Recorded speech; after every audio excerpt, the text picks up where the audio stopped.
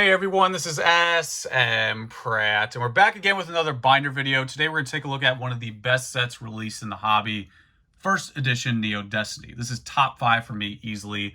It's just simply fully loaded. There's so much going on.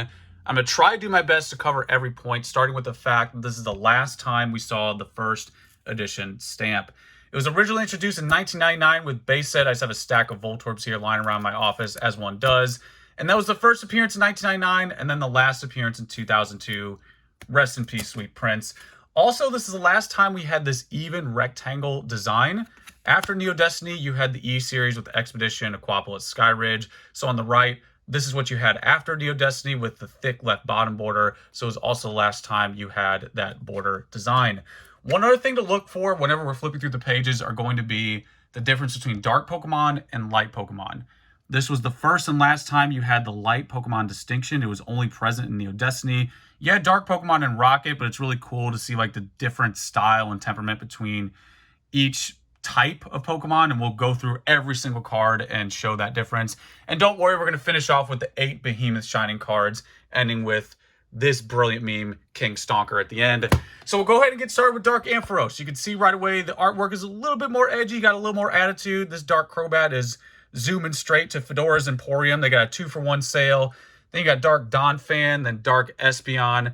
Definitely a standout card for sure. Very popular card. In fact, it's more difficult to find a card that doesn't have its own identity now in Neo Destiny. Kind of like first edition base set, where each card has like its own price tier, its own condition issues, and things like that. Neo Destiny is in a similar vein, where a lot of these cards are standouts. Like Dark Gengar for me, very iconic style. You know that's Kasube. We'll do a fact check anyway. There it is at the bottom. Definitely Kasube art. Then we have Dark Houndoom. See that dark energy again.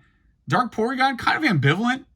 Could go either way. Then we have Dark Scissor. Then we have Dark Typhlosion and Dark Tyranitar arguing with each other. Is that the same background as well? You guys like in the same place? So there's another couple dark Pokemon. You can see like the edge to them. Then you have the first light Pokemon, which this one's very memorable for me. There's more dark variants than light for the holo cards. Light Arcanine and Light Dragonite are standouts. I always remember them. And you can see the difference right away. You know, side by side, Dark Tyranitar is trying to be edgy like Magic the Gathering, and then Light Arcanine is just a little bit more carefree. Then you have Light Azumarill, Light Dragonite, and then Light Togetic. And you can see, look at that little face. Big eyes, he's not going to harm anybody. Light Wave, even his attack is light. Moving on to the last holo card, we have Miracle Energy, and then getting into the non-holos, get ready, because this is where the art just lights up. I mean, there's so much quality art here in the non-holos, so get ready, because we're going to spend most of our time here. Starting with Dark Magcargo. You thought I was going to pronounce that wrong? I'm not even going to pronounce it at all. Then we have Dark Omastar, Dark Slowking. You already know that's Kamiya. You know that's Kamiya. You don't even have to look at the bottom to fact check. That's just quality Kamiya art. Really captures that dark vibe. One of the more memorable cards in the set. You're going to hear that over and over and over. Dark Your Starring. Here comes another one. Light Dragonair, just doing everything. Light Lantern. Light Ladian, again, really cool variation here. One thing I want to mention, like we compare this Dark Slowking especially. Let's go back to Voltorb. Not trying to knock out Voltorb's like 90s, like neon light thing he's got going on there.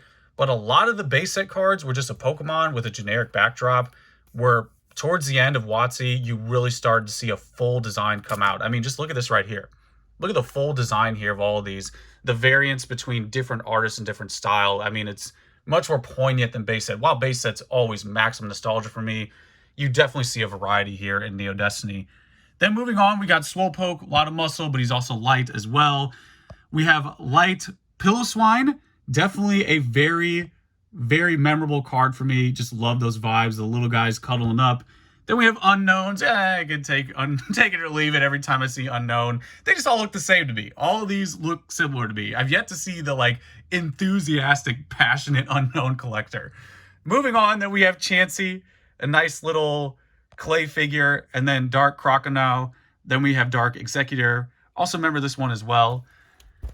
Then moving on, we have Dark Flaffy, Dark Fortress. Definitely a lot more dark Pokemon again. The light Pokemon are the rarer versions. Dark a little bit more common. Dark Haunter. Look at that.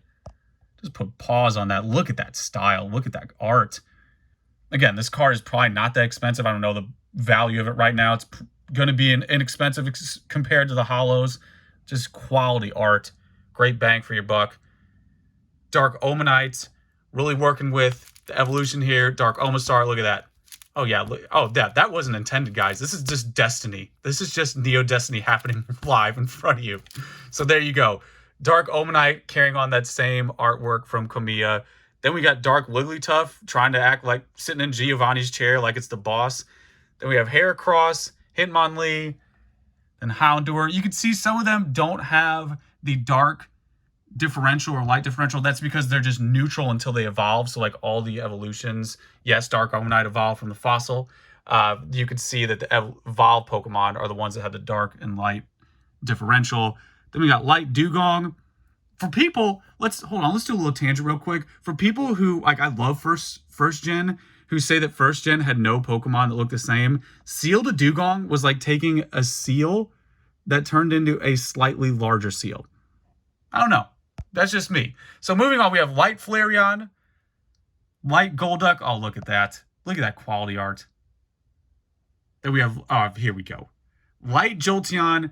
This one, and I think it's going to be, is there a Light Wigglytuff, I think? This one, Light Wigglytuff, to me, it's just like, this is what I think of when I think of Neo Destiny. Actually, all these guys right here. All these are just artwork. Don't worry, we'll go through them slowly. Back then, you didn't have, we're talking about backgrounds and things like that. Like, look at this. You like a full sky drawing back there. You got extra Pokemon in the art. That was a big deal back in the day. I mean, this card is just doing everything. Then you got Light Machoke, protecting the flower. Got all his muscles, but he's still a nice guy. You got Light Ninetales, looking up at the moon.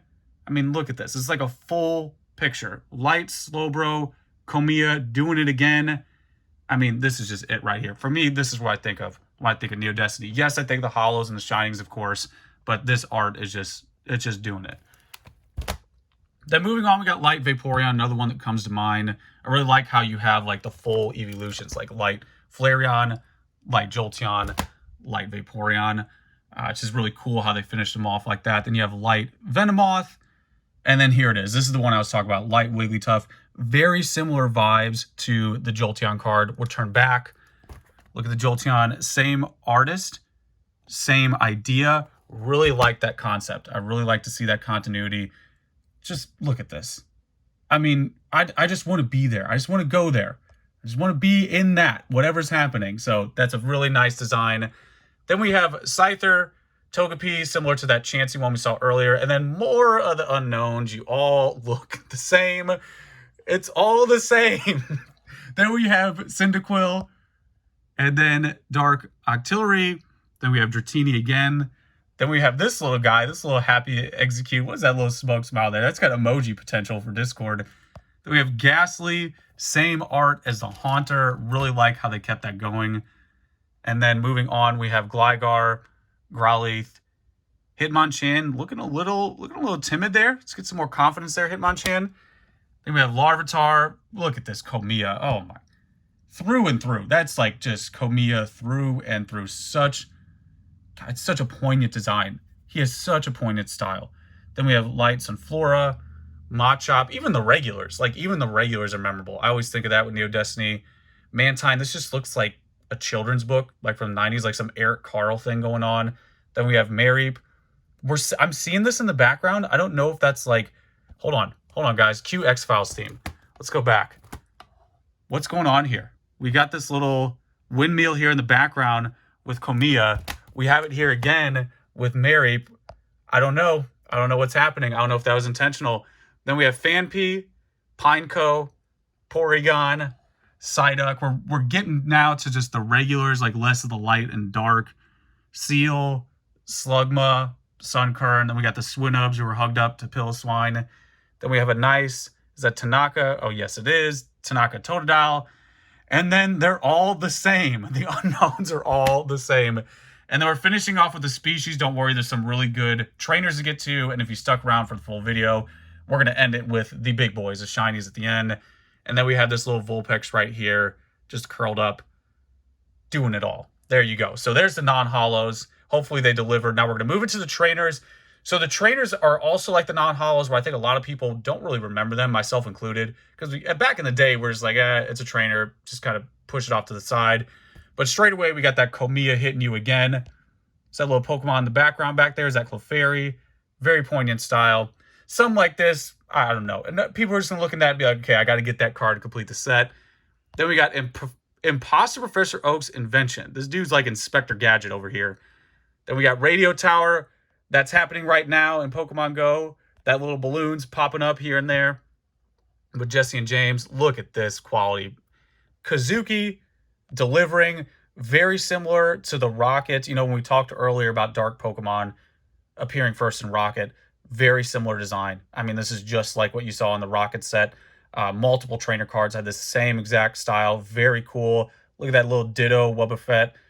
Wobbuffet, how do you pronounce it?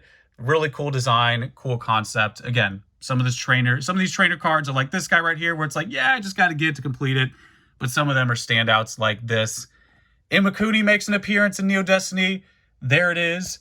You have this set just has everything. You have so many artists in the set. Imakuni is also present. Very iconic artist. He's there with his Doduos, actually. I don't know what is Doduo, but Imakuni has a thing for him. Then we have Komiya again. Don't even have to check. I know that's him. Then we have Team Rocket doing what they do. Heal Power. Mail from Bill.